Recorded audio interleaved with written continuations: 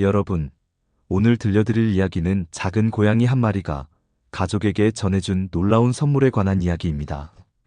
때로는 말하지 못하는 작은 생명이 우리에게 가장 소중한 진실을 전해주기도 하거든요. 겨울비가 부슬부슬 내리던 그날 밤, 마당에 검은 고양이 초롱이 울부짖었습니다. 단순한 울음이 아니었어요.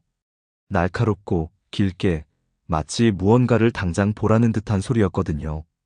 야옹 야옹. 평소 얌전한 초롱의 목소리가 아니었습니다. 마치 누군가를 부르는 듯한, 아니면 무언가 급한 일이 있다는 듯한 울음이었어요. 창밖을 내다본 민경 씨는 깜짝 놀랐습니다.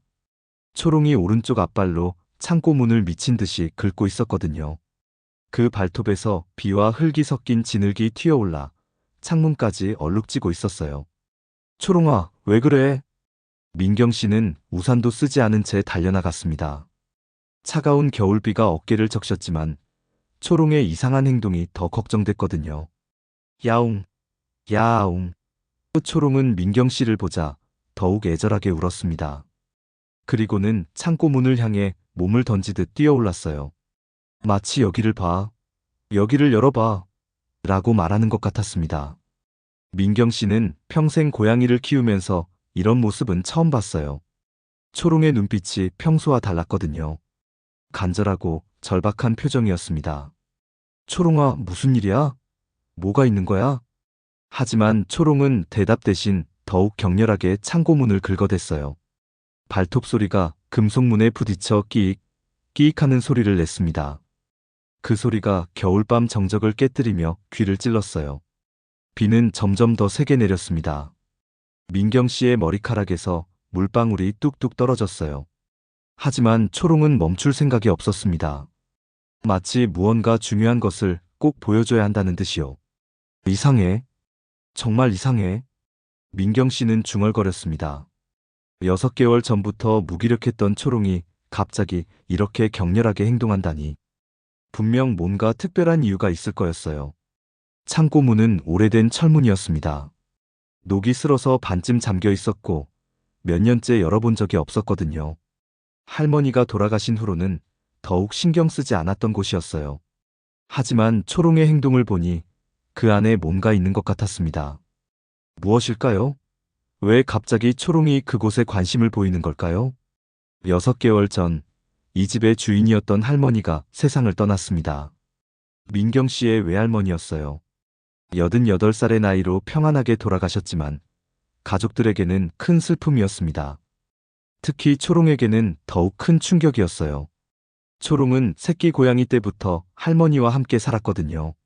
무려 12년 동안 할머니의 품에서 자고 할머니의 발자취를 따라다니며 살았습니다.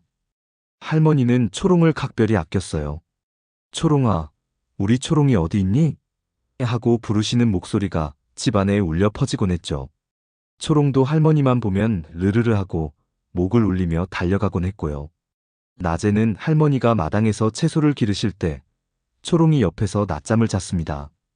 따뜻한 햇볕 아래서 할머니의 발소리를 들으며 편안하게 잠들곤 했어요. 밤에는 할머니 방문 앞에서 꼬부랑 자세로 잠을 잤고요. 초롱이가 우리 어머니 지키는 강아지 역할을 하는구나. 민경 씨가 웃으며 말씀하시곤 했죠. 그런데 할머니가 돌아가신 그날 이후 초롱은 완전히 다른 고양이가 되었습니다. 첫째로 거의 울지 않았어요.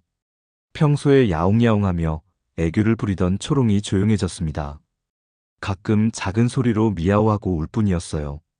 둘째로 식욕이 없어졌습니다. 좋아하던 참치캔도 새우 간식도 거의 손대지 않았어요. 하루에 조금씩만 먹고는 다시 구석으로 돌아갔습니다. 셋째로 할머니가 자주 계시던 곳을 피했어요. 할머니 방, 거실 소파, 마당의 평상. 예전에 함께 시간을 보내던 모든 곳을 멀리했습니다. 대신 초롱은 마당 구석 장독대 근처에만 웅크리고 있었어요. 그곳은 할머니와 별 관계없는 곳이었거든요. 하루 종일 그곳에서 동그랗게 몸을 말고 있었습니다. 초롱아, 여기 와. 밥 먹자. 민경 씨가 불러도 고개만 돌릴 뿐 잘 움직이지 않았어요. 걱정이 된 민경 씨는 초롱을 동물병원에 데려갔습니다. 혹시 어디 아픈 곳이 있나 싶어서요. 건강에는 이상 없습니다. 수의사 선생님의 진단이었어요. 다만, 스트레스를 받은 것 같네요. 환경 변화나 심리적 충격 때문일 수도 있고요. 심리적 충격이요? 네. 동물들도 사람과 깊은 유대감을 형성하거든요. 특히 오래 함께 산 경우에는 더욱 그렇죠. 할머니가 돌아가신 걸 초롱이도 느끼고 있을 거예요. 민경 씨는 깊게 한숨을 쉬었습니다. 그럼 어떻게 해야 하나요? 시간이 약입니다. 천천히 적응할 수 있도록 도와주세요. 평소보다 더 많은 관심과 사랑을 주시고요. 하지만 3개월이 지나도, 4개월이 지나도 초롱은 예전 모습을 찾지 못했어요. 가끔 민경 씨가 쓰다듬어주면 르르르 하고 목을 울리긴 했지만 여전히 활기가 없었습니다. 동물도 사람처럼 슬픔을 겪나 봐. 민경 씨는 애써 웃으며 말했습니다. 하지만 마음속으로는 걱정이 컸어요. 초롱이 이대로 계속 기운을 잃고 살까 봐요. 그런데 오늘 밤 갑자기 초롱이 살아난 듯 날카롭게 울며 창고 문을 긁어대고 있었습니다. 무슨 일일까요? 왜 갑자기 그곳에 관심을 보이는 걸까요? 뭐가 있는 거야? 민경 씨가 손전등을 들고 창고 문을 열자 초롱은 먼저 뛰어들었습니다. 마치 그 순간을 기다렸다는 듯이요. 창고 안은 오래된 잡동사니와 먼지가 가득했어요. 곰팡이 냄새와 습한 공기가 코를 찔렀습니다. 손전등 불빛이 여기저기를 비추자 낡은 농기구들과 상자들이 어둠 속에서 모습을 드러냈어요.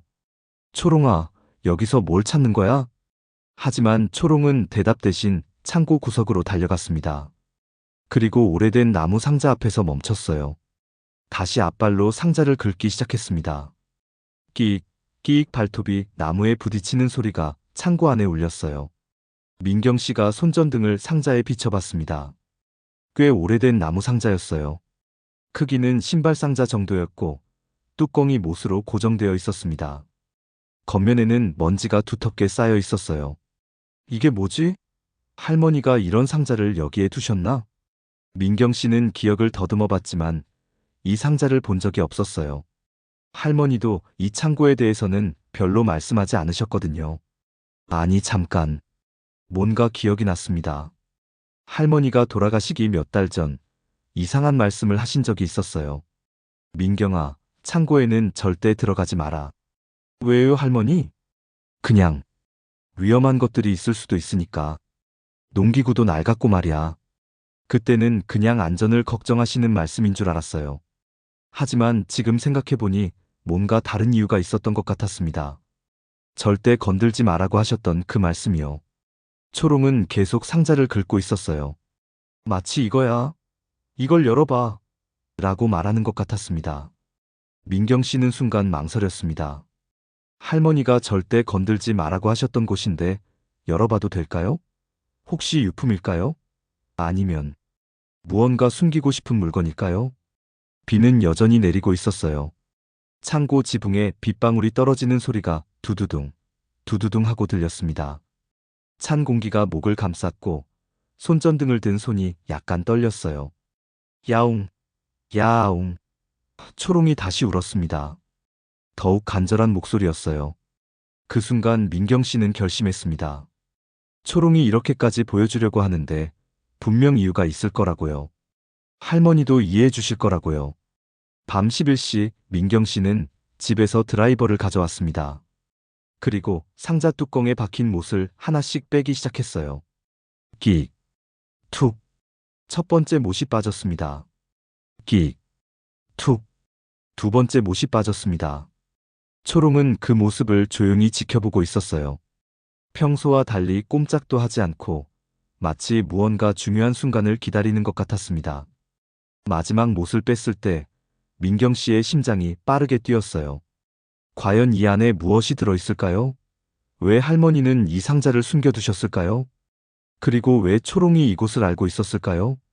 손이 떨렸지만 민경 씨는 조심스럽게 상자 뚜껑을 열었습니다. 먼지 속에서 나온 것은 오래된 편지 꾸러미와 작은 나무함이었습니다. 편지들은 누렇게 바랜 종이에 쓰여 있었어요. 한글로 쓰인 편지도 있었고 한자가 섞인 편지도 있었습니다. 묶음으로 묶여있던 편지가 10통 정도 되었어요. 그리고 작은 나무함. 손바닥 크기의 예쁜 나무함이었는데 뚜껑에 세 글자가 흐릿하게 새겨져 있었어요. 정혜. 민경 씨가 모르는 이름이었습니다. 가족 중에 정혜라는 이름을 가진 사람은 없었거든요. 정혜. 누구지? 초롱은 상자 옆에 앉아서 조용히 민경 씨를 바라보고 있었어요. 마치 이제 읽어봐라고 말하는 것 같았습니다. 민경 씨는 손이 떨리는 것을 느끼며 편지 중 하나를 펼쳐봤습니다. 할머니의 글씨였어요. 비록 젊었을 때 쓴 글씨라 지금보다는 또박또박했지만 분명 할머니의 필체였습니다. 편지의 첫 줄을 읽는 순간 민경 씨의 손이 더욱 떨렸어요. 사랑하는 정혜에게. 내 딸아, 미안하다. 너를 지키지 못해서. 딸? 정혜가 할머니의 딸이라고? 민경 씨는 깜짝 놀랐습니다. 할머니의 자녀는 민경 씨의 어머니 한 분뿐인 줄 알았거든요. 그런데 정혜라는 딸이 또 있었다니요? 급히 편지를 더 읽어봤습니다. 1950년 6월 전쟁이 났을 때 너는 겨우 5살이었다. 폭격이 심해져서 피난을 가야 했는데 그때 너와 헤어지게 되었구나. 임시로 맡겨둔다고 했는데 그것이 마지막이 될 줄 몰랐어. 몇 년 후 전쟁이 끝나고 너를 찾으러 갔지만 그 집은 이미 비어 있었다. 이웃들도 어디로 갔는지 모른다고 했어. 그때부터 지금까지 나는 너를 찾고 있단다. 경찰서에도 신고하고 신문에도 실었지만 소식이 없었어. 혹시 너도 나를 찾고 있을까봐, 혹시 너도 나를 그리워할까봐 매일 기다리고 있다. 민경 씨는 편지를 읽으며 눈물이 났어요. 할머니가 평생 이런 아픔을 안고 사셨다니요. 첫째 딸을 잃고 그 아이를 평생 그리워하며 사셨다니요. 다른 편지들도 읽어봤습니다. 모두 정혜에게 쓴 편지들이었어요. 할머니가 몇십 년 동안 꾸준히 쓰신 편지들이었습니다. 정혜야, 오늘은 네가 좋아했던 호떡을 만들었다. 달콤한 호떡을 먹으며 너를 생각했어. 정혜야, 내 동생이 태어났다. 예쁜 딸이야.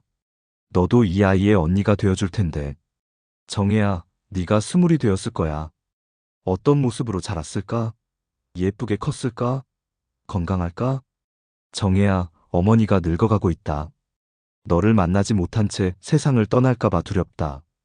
한 장 한 장 읽을 때마다 가슴이 아팠어요. 할머니의 그리움과 죄책감이 글 속에 고스란히 담겨 있었거든요. 그런데 마지막 편지는 달랐어요.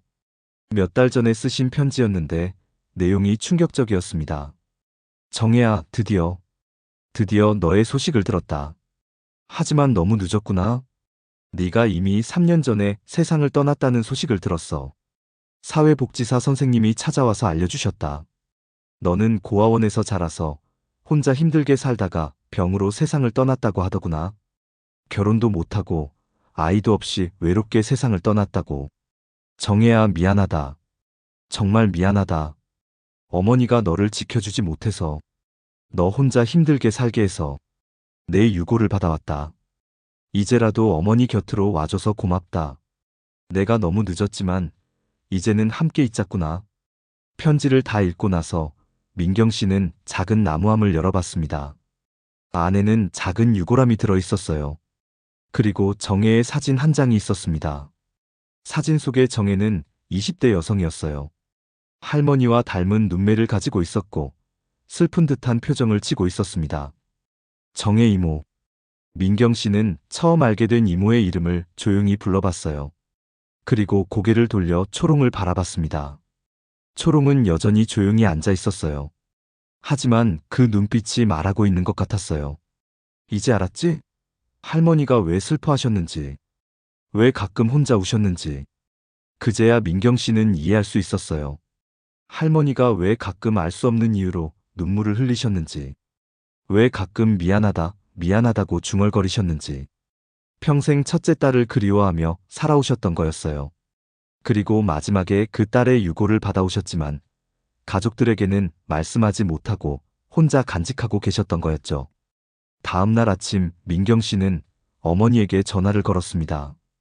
어머니, 시간 있으세요? 중요한 얘기가 있어서요. 무슨 일이야? 목소리가 심각하네. 직접 와서 보여드릴 게 있어요. 외할머니와 관련된 일이에요. 1시간 후 어머니가 도착했습니다. 민경 씨는 어머니를 창고로 안내했어요. 그리고 상자와 편지들, 작은 나무함을 보여드렸습니다. 이게 뭐야? 어머니가 의아해하셨어요. 어머니, 혹시 정혜라는 분 아세요? 그 말을 듣는 순간 어머니의 얼굴이 하얘졌어요. 정혜, 정혜라고? 네. 이 편지들을 읽어보세요. 민경 씨가 편지를 드리자 어머니는 떨리는 손으로 편지를 받아 읽기 시작하셨어요. 첫 몇 줄을 읽고 나서 어머니의 눈에서 눈물이 흘러내렸습니다. 어머니, 어머니가 이런 걸 숨기고 계셨구나. 한참 침묵이 흘렀어요. 어머니는 편지를 다 읽고 나서 작은 나무함을 여셨습니다. 정혜의 사진을 보는 순간 더욱 많은 눈물을 흘리셨어요. 어머니, 정혜가 누구예요? 정혜, 너희 외할머니의 첫째 딸이야. 그러니까 너의 이모가 되는 거지. 이모가 있었다고요? 왜 말씀 안 해주셨어요? 어머니는 손수건으로 눈물을 닦으며 말씀하셨어요. 어머니가, 너희 외할머니가 말씀을 안 하셨거든. 나도 어릴 때 한번 물어본 적 있어. 어머니, 저한테 언니가 있었나요? 하고. 그때 외할머니가 너무 슬퍼하시면서 그런 얘기는 하지 말라고 하셨어. 그래서 그 후로는 물어보지 않았지. 그럼 어머니도 자세한 내용은 모르셨던 거예요? 응. 전쟁 때 헤어졌다고만 들었는데 사실은. 어머니가 편지를 다시 보며 말씀하셨어요. 이렇게 자세한 사연이 있었구나. 정의 이모는 어떻게 돌아가셨을까요? 편지를 보니 고아원에서 자라서 혼자 살다가 병으로 돌아가셨다고 하네. 외할머니가 얼마나 마음 아프셨을까? 어머니는 정혜의 사진을 보며 중얼거리셨어요. 이 아이, 나랑 닮았네. 외할머니도 닮았고. 어머니, 이제 어떻게 해야 할까요? 어머니는 한참 생각하시더니 말씀하셨어요. 정혜를 제대로 모셔야지. 외할머니가 마지막 소원이었을 거야. 가족 곁에 모시고 싶어 하셨을 텐데 우리한테 부담 줄까봐 말씀 못 하셨나 봐. 어떻게 모실까요? 외할머니 산소 옆에 자리를 만들어주자. 이제라도 어머니 곁에서 편히 쉬시도록. 그때 초롱이 창고 안으로 들어왔어요. 그리고 나무함 앞에 앉아서 조용히 미야오하고 울었습니다. 마치 잘했어. 이제 모든 게 해결됐어라고 말하는 것 같았어요. 어머니가 초롱을 보며 말씀하셨어요. 초롱이가 알려준 거구나. 외할머니가 부탁하신 건가 봐. 정말 신기해요. 초롱이가 어떻게 알았을까요? 동물들은 우리가 모르는 걸 느끼기도 해. 특히 초롱이는 외할머니랑 오래 살았으니까 외할머니의 마음을 알았을 거야. 민경 씨는 초롱을 쓰다듬어 주었어요. 초롱아, 고마워. 할머니의 마음을 전해줘서. 초롱은 르르르 하고 목을 울리며 민경 씨의 손에 얼굴을 비볼러요. 오랜만에 보는 편안한 모습이었습니다. 그날 저녁 민경 씨 집에서 가족 회의가 열렸습니다. 어머니, 민경 씨, 그리고 민경 씨의 남편과 두 아이까지 모두 모였어요. 거실 탁자 위에는 정혜의 편지들과 사진, 그리고 작은 유골함이 놓여 있었습니다. 초롱도 소파 한쪽에 앉아서 조용히 가족들을 바라보고 있었어요. 아이들한테도 설명해줘야겠다. 어머니가 말씀하셨어요. 민경 씨의 큰딸 수진이가 물었어요. 할머니, 이분이 누구예요? 수진아, 이분은 너희 증조할머니의 첫째 딸이야. 그러니까 너희한테는 큰할머니가 되시는 분이지. 큰할머니가 계셨어요? 처음 들어봐요. 응. 오래전에 헤어지셨는데 이제야 다시 만나게 된 거야. 둘째 아들 민준이가 궁금해했어요. 왜 헤어지셨어요? 어머니는 아이들이 이해할 수 있도록 쉽게 설명해 주셨어요. 오래전에 전쟁이 났을 때 큰할머니가 어린아이였는데 가족과 헤어지게 됐어. 그리고 다시 만나지 못한 채 시간이 많이 흘렀지. 증조할머니는 평생 큰할머니를 그리워하셨단다. 수진이가 사진을 보며 말했어요. 슬퍼 보여요. 그래. 많이 힘드셨을 거야. 가족과 떨어져서 혼자 사셨으니까. 민준이가 물었어요. 그럼 이제 어떻게 해요? 우리가 큰할머니를 잘 모셔드려야지. 이제라도 가족이 된 거니까. 민경 씨의 남편도 동의했어요. 어머님 뜻에 따르겠습니다. 정혜분을 제대로 모시는 게 좋겠어요. 고마워. 그럼 내일 장례식장에 연락해서 준비하자. 수진이가 초롱을 보며 말했어요. 초롱이가 알려준 거죠? 그래. 초롱이가 없었으면 우리는 영영 몰랐을 거야. 민준이가 초롱에게 다가가서 머리를 쓰다듬어 주었어요. 초롱아, 잘했어. 초롱은 아이들의 손길을 받으며 편안해 보였어요. 6개월 만에 처음으로 보인 평온한 모습이었습니다. 그날 밤, 민경 씨는 정혜의 편지를 다시 읽어봤어요. 읽으면 읽을수록 할머니의 아픔이 느껴졌습니다. 평생 첫째 딸에 대한 죄책감과 그리움을 안고 사셨을 할머니의 마음이요. 할머니, 이제 마음 편히 쉬세요. 정혜 이모를 잘 모실게요. 민경 씨는 창밖을 바라보며 중얼거렸어요. 밤하늘에 별이 반짝이고 있었습니다. 할머니와 정혜, 이모가 함께 있는 곳에서 내려다보고 계시는 것 같았어요. 며칠 후 조용한 의식이 열렸습니다. 외할머니 산소 옆에 정혜를 위한 작은 자리를 마련했어요. 이름과 생년월일을 새긴 작은 비석도 세웠습니다. 고 정혜 양지. 산소를 관리하는 분이 말씀하셨어요. 이렇게 가족을 찾아서 모시는 일은 정말 드물어요. 보기 좋습니다. 가족들이 모두 모여서 정혜를 위한 작은 제사를 지냈어요. 향을 피우고 꽃을 올리고 정성스럽게 준비한 음식을 차렸습니다. 어머니가 정혜의 비석 앞에서 말씀하셨어요. 정혜야, 이제 어머니 곁으로 왔구나. 오랫동안 혼자 계셔서 얼마나 외로웠을까. 이제는 우리가 가족이야. 편히 쉬렴. 민경 씨도 정혜에게 인사를 드렸어요. 정혜 이모, 처음 뵙겠습니다. 늦게나마 가족이 되어서 기뻐요. 앞으로 할머니와 함께 편히 쉬세요. 아이들도 하나씩 인사를 드렸어요. 큰할머니, 안녕하세요. 저는 수진이에요. 큰할머니, 저는 민준이에요. 잘 부탁드려요. 의식이 끝난 뒤 모든 사람들이 조용히 앉아 있었어요. 바람이 살랑살랑 불어와서 나뭇잎을 흔들었습니다. 새들이 지저귀는 소리가 들렸고 따뜻한 햇살이 비석을 비쳤어요. 그때 초롱이 나타났습니다. 언제 따라왔는지 산소 입구에서 조용히 걸어와서 정혜의 비석 앞에 앉았어요. 초롱은 비석을 바라보며 작게 미야오하고 울었습니다. 마치 안녕하세요, 정혜 할머니라고 인사하는 것 같았어요. 그리고는 할머니 산소와 정혜의 비석 주변을 천천히 한 바퀴 돌았습니다. 마치 이제 두 분 다 여기 계시는구나라고 확인하는 듯 했어요. 마지막에 초롱은 햇볕이 잘 드는 곳에 몸을 눕혔습니다. 오랜만에 보는 편안한 자세였어요. 꼬리가 천천히 좌우로 움직였습니다. 마치 이제 됐다고 말하는 듯이요. 민경 씨는 그 모습을 보며 눈물이 났어요. 초롱이 6개월 동안 간직하고 있던 비밀, 할머니의 마지막 소원을 전해준 거였어요. 초롱아, 정말 고마워. 초롱은 민경 씨를 바라보며 르르르 하고 목을 울렸어요. 오랜만에 들어보는 행복한 소리였습니다. 정혜를 모신 후 초롱은 완전히 다른 고양이가 되었습니다. 첫째로 식욕이 돌아왔어요. 좋아하던 참치캔을 다시 맛있게 먹기 시작했습니다. 민경이 이모, 초롱이가 밥을 이렇게 잘 먹은 게 정말 오랜만이에요. 수진이가 기뻐했어요. 둘째로 다시 애교를 부리기 시작했어요. 민경 씨가 집에 들어오면 야옹야옹하며 달려와서 다리에 몸을 비볐습니다. 예전의 사랑스러운 모습이 돌아온 거였어요.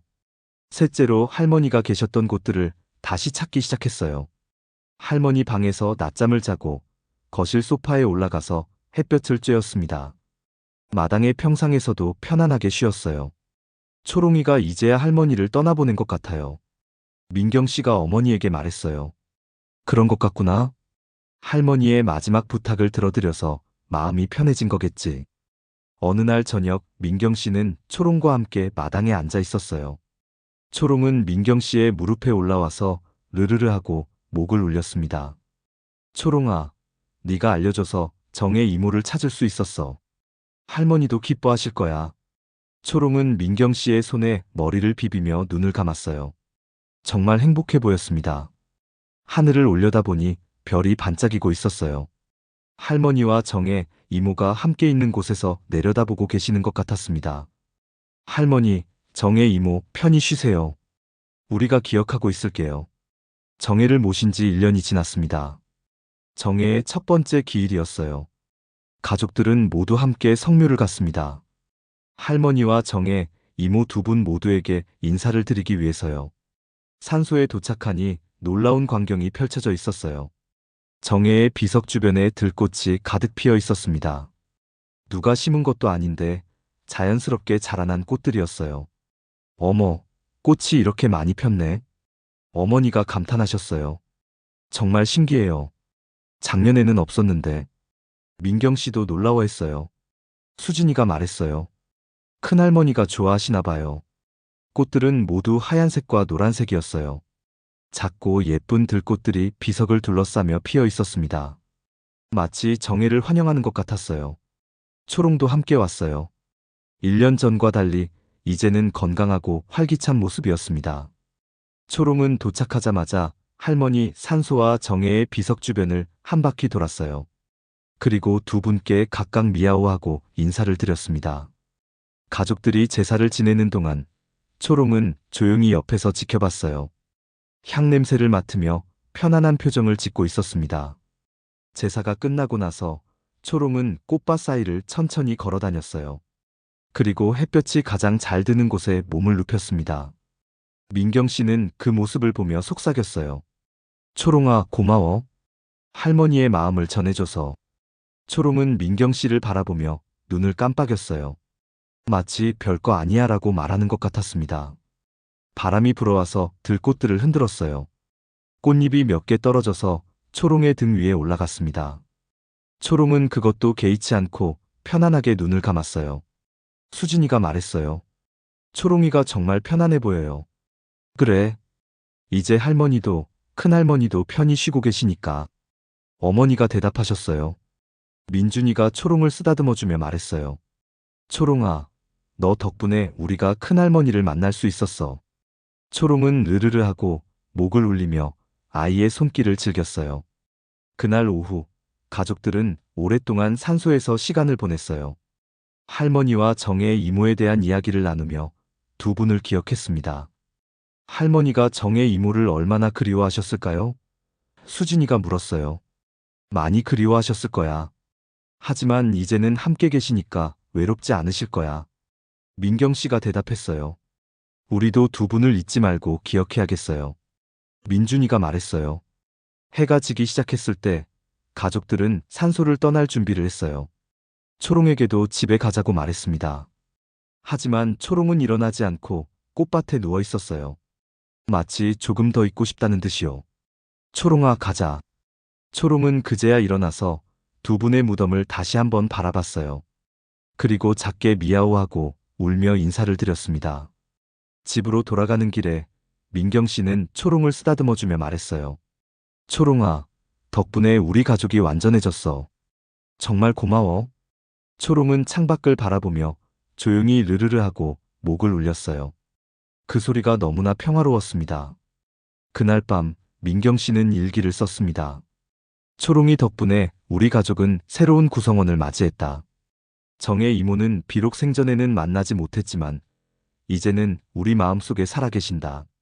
할머니가 평생 간직하셨던 비밀을 초롱이 알려주었다.